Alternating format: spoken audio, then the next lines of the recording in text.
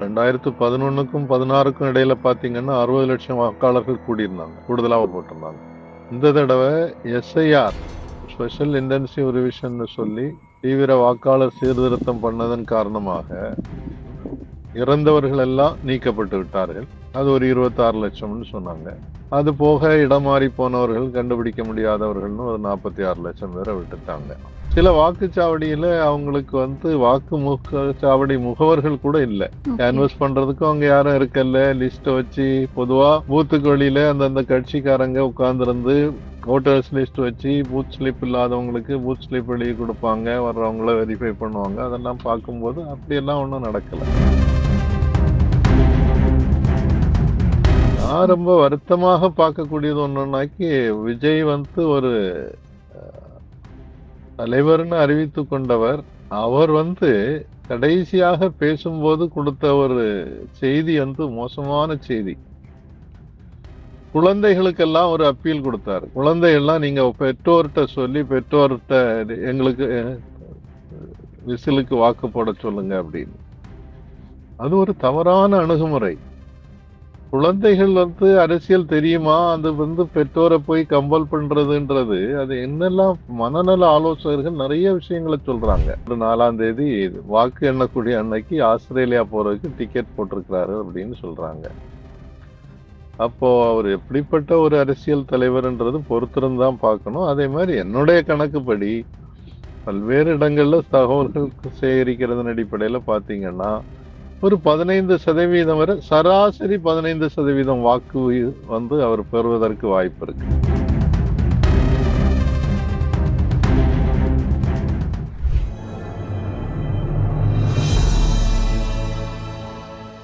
Tamil media நேயர்களுக்கு அன்பு வணக்கம். இன்றைய நேர்காணலில் நம்முடன் இணைந்திருப்பவர் அரசியல் விமர்சகர் தாமஸ் பிராங்கோ சார். சார் வணக்கம் சார்.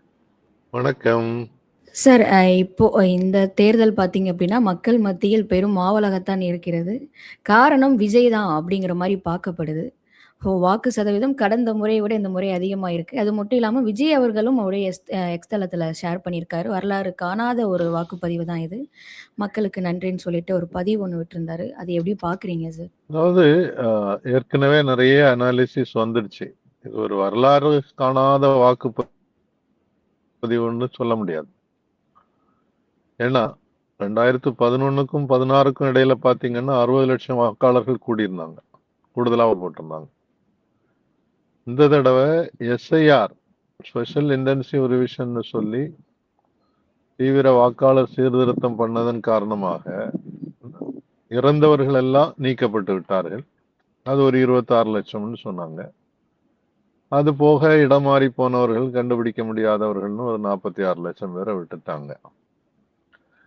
அது போக இருக்கிறவங்க எல்லாரும் தேர்தல் ஆணையம் சொல்றபடி எல்லாரும் வாக்கு போட்டிருப்பாங்க. நாங்க எல்லாம் இப்போ லிஸ்ட கிளீன் பண்ணிட்டோம்னு சொன்னா 100% வாக்கு சதவீதம் வந்திருக்கணும். அப்படி வரல.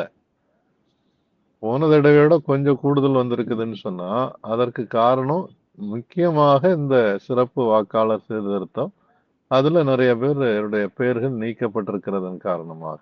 இத பல்வேறு நிபுணர்கள் ஏற்கனவே அனலைஸ் பண்ணி சொல்லியிருக்காங்க. இது ஒரு பக்கம். ரெண்டாவது, விஜய் ஃபேக்டர்ன்றது நமக்கு வெளிப்படையாக கொஞ்சம் இளைஞர்கள், இளம்பெண்கள் நிறைய பார்த்ததுனால அதை வச்சுட்டு உடனே நம்ம அப்படி முடிவு பண்ணிட முடியாது. அமைதியாக பெரியவர்கள்லாம் வாக்கு செலுத்தி விட்டு போனாங்க. இவங்க கொஞ்சம் வெளிப்படையாக தங்களை காட்டி கொண்டார்கள். அவ்வளவுதான் வித்தியாசம். நானும் மீடியாவிலையும் பார்த்தேன், நான் பல வாக்குச்சாவடிகள் போய் பார்த்தேன். அங்க எங்கேயுமே அப்படிப்பட்ட ஒரு பெரிய சலனம், குறிப்பாக கிராமப்புறங்கள்ல அதனுடைய ஒரு சலனமே இருக்கல. சில வாக்குச்சாவடியில அவங்களுக்கு வாக்குச்சாவடி முகவர்கள் கூட இல்லை. கேன்வஸ் பண்றதுக்கும் அவங்க யாரும் இருக்கல. லிஸ்ட வச்சு பொதுவா பூத்துக்கு வெளியில அந்தந்த கட்சிக்காரங்க உட்கார்ந்து ஓட்டர்ஸ் லிஸ்ட் வச்சு பூத் ஸ்லிப் இல்லாதவங்களுக்கு பூத் ஸ்லிப் எழுதி கொடுப்பாங்க, வர்றவங்கள வெரிஃபை பண்ணுவாங்க. அதெல்லாம் பார்க்கும்போது அப்படியெல்லாம் ஒன்றும் நடக்கல. அதே மாதிரி பாத்தீங்கன்னு சொன்னா இந்த ரசிகர்கள் நிறைய பேர் கூட்டங்களுக்கு வந்தாங்க. அவங்க அவ்வளவு பேரும் வாக்காக மாறல. ஏன்னா அதுல நிறைய பேர் வந்தவங்க வந்து வாக்கு வாக்காளர் பட்டியல்லையே பேர் இல்லாத குழந்தைகள்லாம் நிறைய பேர் வந்துட்டு போனாங்க. நான் ரொம்ப ஓகே. வருத்தமாக பார்க்கக்கூடியது ஒண்ணுன்னாக்கி, விஜய் வந்து ஒரு தலைவர்னு அறிவித்து கொண்டவர். அவர் வந்து கடைசியாக பேசும்போது கொடுத்த ஒரு செய்தி வந்து மோசமான செய்தி. குழந்தைகளுக்கெல்லாம் ஒரு அப்பீல் கொடுத்தாரு. குழந்தைகள்லாம் நீங்க பெற்றோர்கிட்ட சொல்லி பெற்றோர்கிட்ட எங்களுக்கு விசிலுக்கு வாக்கு போட சொல்லுங்க அப்படின்னு. அது ஒரு தவறான அணுகுமுறை. குழந்தைகள் வந்து அரசியல் தெரியுமா? அது வந்து பெற்றோரை போய் கம்பல் பண்றதுன்றது, அது என்னெல்லாம் மனநல ஆலோசகர்கள் நிறைய விஷயங்களை சொல்றாங்க. இது அந்த குழந்தைகளுக்கும் பெற்றோருக்கும் இருக்கக்கூடிய உறவுகளை முறிக்கும் ஒண்ணு. 2வது வந்து இந்த குழந்தைகள் வந்து அப்படி ஒரு உணர்ச்சி வசப்பட்டவர்களாக மாறிட்டாங்கன்னு சொன்னா, அவங்க தேர்தல்ல விஜயனுடைய கட்சி தோல்வி அடைகிறத பார்க்கும்போது தாங்கிக் கொள்ள மாட்டார்கள். ம். அது பலவிதமான உளைச்சல்களையும் ஈவன் தற்கொலை முயற்சிகளுக்கு கூட காரணமாகலாம் அப்படின்றத மனநல ஆலோசகர்கள் சொல்றாங்க.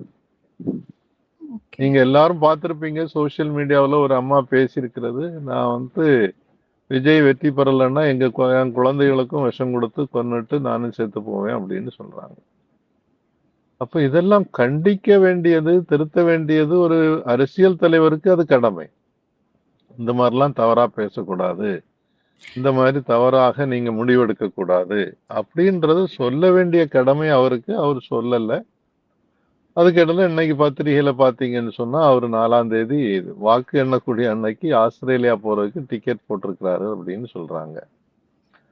அப்போ அவர் எப்படிப்பட்ட ஒரு அரசியல் தலைவர்ன்றது பொறுத்திருந்து தான் பார்க்கணும். அதே மாதிரி என்னுடைய கணக்குப்படி பல்வேறு இடங்கள்ல தகவல்கள் சேகரிக்கிறதன் அடிப்படையில பார்த்தீங்கன்னா, ஒரு 15% வரை சராசரி 15% வாக்கு வந்து அவர் பெறுவதற்கு வாய்ப்பு இருக்கு.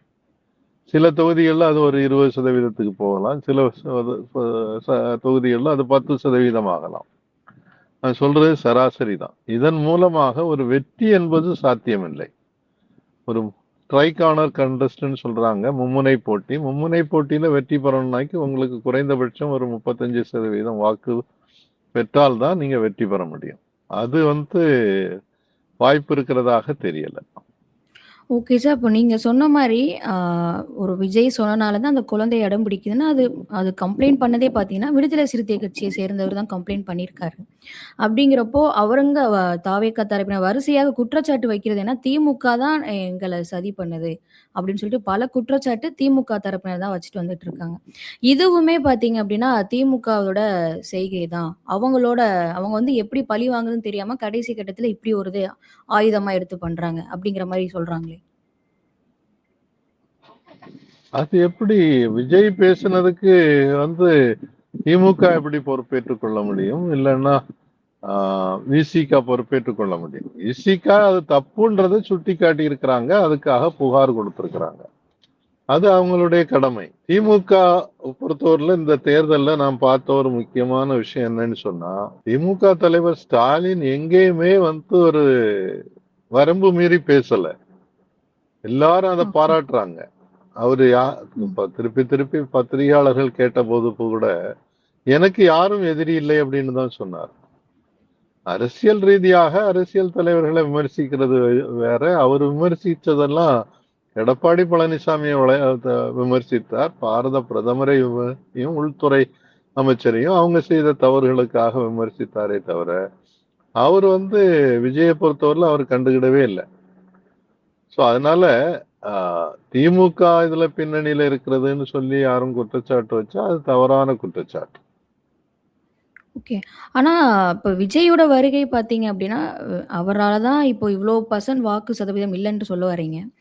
ஆனா, மக்கள் மத்தியில பார்த்தீங்கன்னா, இப்ப இருக்கிற சின்ன பசங்க கூட அரசியல் பத்தி பேசாதவங்க கூட அதிகமா பேசுறாங்களே சார். அத பார்க்குறப்போ விஜய்னால தான் அப்டிங்கிற மாரி பார்க்கப்படுது.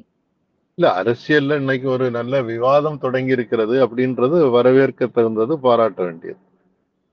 அப்ப ஆனா அது எப்படிப்பட்ட விமர்சனங்களாக எப்படிப்பட்ட விவாதமாக இருக்கணும்ன்றது ரொம்ப முக்கியம். இப்போ மாற்று வேண்டும் என்று சொல்லக்கூடிய இளைஞர்கள் இளம்பெண்கள் இருக்காங்க. அப்ப எப்படிப்பட்ட மாற்று அப்படின்றதுக்கான தெளிவை இதுவரைக்கும் விஜயும் சொல்லல, அவருடைய கட்சிக்காரங்களும் சொல்லல. அவர் ஓகே. கொடுத்திருக்கக்கூடிய தேர்தல் வாக்குறுதிகள்ல கூட ஒரு மாற்று அரசியலுக்கான அடையாளமே தெரியல.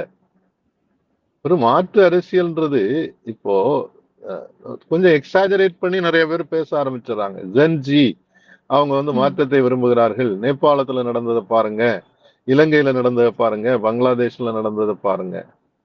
இந்த 3 நாடுகளிலும் ஒரு பெரிய கொடுங்கோல் ஆட்சி நடந்து கொண்டிருந்தது. ஓகே.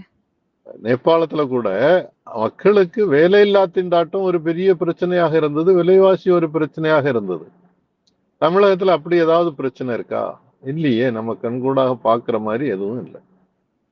அப்படி இருக்கும்போது இந்த ஜென்சி மாற்றத்தை விரும்புகிறார்கள்ன்றது என்ன மாற்றம் என்பது யாருக்கும் இன்னும் ஒரு தெளிவில்லை. ஆனா இது ஒரு சந்தர்ப்பமாக பயன்படுத்தி, அதாவது இன்றைக்கு இது ஒரு விவாத பொருளாக மாறி இருக்கிறது, வரவேற்க தகுந்தது. இளைய ஓகே. சமுதாயத்தை பற்றி பேசுறோம். இளைய சமுதாயத்தோடு நிறைய உரையாடல்கள் நடத்த வேண்டியது இருக்கு. அந்த உரையாடல் நடத்துறதுல அரசியல் கட்சிகளுக்கும் கடமை இருக்கு, சிவில் சமூகத்துக்கும் ஒரு பெரிய பொறுப்பு இருக்கு, பள்ளி ஆசிரியர்கள் கல்லூரி ஆசிரியர்களுக்கும் அந்த பொறுப்பு இருக்கு, பெற்றோருக்கும் இருக்கு. நம்ம பிள்ளைகள்ல இருந்து அந்நியப்பட்டு போயிடக்கூடாது. குழந்தைகள் வந்து ம். நிறைய நேரம் இன்னைக்கு மொபைல்ல செலவழிக்கிறாங்க. அப்போ ஒரு குடும்பத்துக்குள்ள நடக்க வேண்டிய உரையாடல்கள் இன்னைக்கு ரொம்ப குறைஞ்சு போச்சு. ம். எனக்கு இன்னைக்கும் ஞாபகம் இருக்கு, நான் ஒரு பள்ளி மாணவனாக இருக்கும்போது நிலாச்சோறு ஊட்டுவாங்க அம்மா. நிலாவு வெளிச்சம் நல்லா ம். இருக்கிற நேரத்துல வெளியில உட்கார்ந்து தரையில உட்கார்ந்து இருந்துட்டு அவங்க சோறு பிடிச்சு தருவாங்க, நாம சாப்பிடுவோம். அந்த நேரத்துல பேசுவோம். சாப்பிட்டு முடிக்கிறதுக்கு ரொம்ப ரொம்ப நேரம் ஆகும். ஆனா அதுக்குள்ள ஒரு உரையாடல் நடக்கும். இன்னைக்கு வீட்டுக்குள்ள டைனிங் டேபிள்லாம் இருக்குது, ஆனா குழந்தை ஒரு ஓரமா உட்கார்ந்து மொபைல் பார்த்துட்டு சாப்பிட்டுட்டு இருக்குது. அப்பா இன்னொரு பக்கத்துல இருக்கிறாரு, அம்மா இன்னொரு பக்கத்துல இருக்கிறாரு. அந்த மாற்றமே வீட்டுக்குள்ள இருந்தா இது தொடங்கணும். அதே ம். மாதிரி பள்ளிக்கூடங்கள்ல ஆசிரியர்களுக்கு மாணவர்களோடு ஒரு உறவாட வேண்டிய ஒரு தேவை இருக்கிறது. கட்டாயம் அதை செய்யணும். அவங்க கேட்கக்கூடிய கேள்விகளை அப்படியே மறைக்காம, அதை அப்படியே தடுத்து நிறுத்தாம, சே இதெல்லாம் நீ உன்னுடைய வேலை இல்லை, இது சப்ஜெக்டை மட்டும் படி அப்படின்னு சொன்னா முடியாது. இன்றைக்கு ஒரு பெரிய தவறை சில அரசியல் தலைவர்கள் யாரும் அந்த வார்த்தையை பயன்படுத்தினதா தெரியல கரெக்டா. ஆனா ஆளாளுக்கு விமர்சனம் பண்றோம்னு சொல்லி அந்த தற்குறிகள் அப்படின்னு ஒரு வார்த்தையை பயன்படுத்தினாங்க.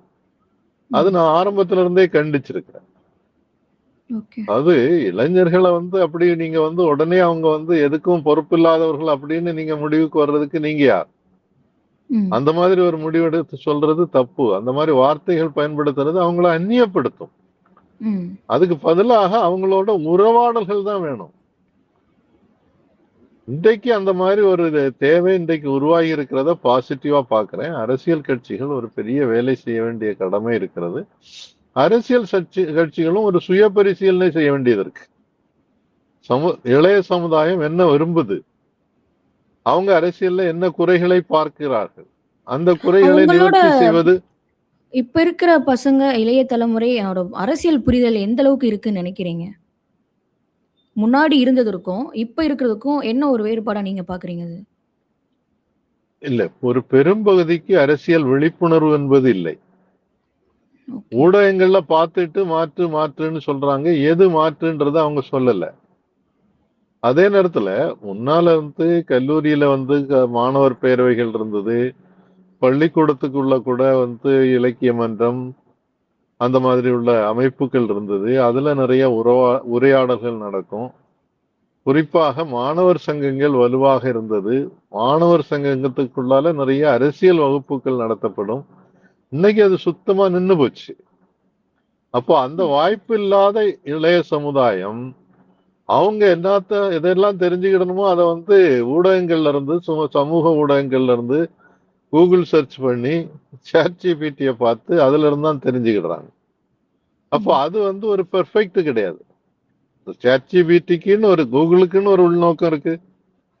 அது ஒரு மிகப்பெரிய பணக்கார கம்பெனி.